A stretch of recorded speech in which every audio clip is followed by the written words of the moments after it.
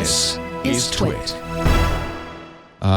Here's a story about the voting village. We haven't heard yet about how many of these machines were hacked, but I'm glad to see that one of the machines at Voting Village this year was DARPA's prototype $10 million voting machine. DARPA trying to create a secure voting machine. We're learning, I think we just learned recently, that many of these voting machines being used by states today are still on the internet. Bad idea.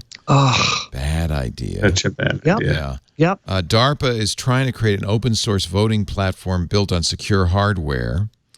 In fact, you can actually use it. If you were at DEF CON, you could vote on one of two important issues, which is the best Star Wars movie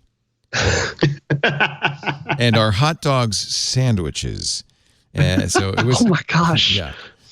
It was a touchscreen system. I presume, as any good voting system, it will have a paper valid way to validate or audit votes. Paper trail is so important. Yeah. Leo, sorry.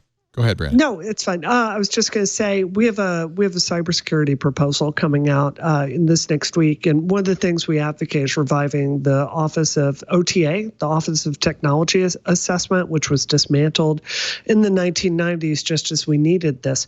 I don't think 99% of voting machines could pass the OTA if we put it back into if we put it back into work to look at this. So I think we need a total ban until we can verify that these machines are safe. It's clear that they're not. Reluctance, though, at the federal level to get involved because voting is seen as such a states' rights issue, as a local issue, that the feds are reluctant to say, no, this is how you're going to do it. Yeah, well, and that's half of the feds. That's appropriate, right? Yeah.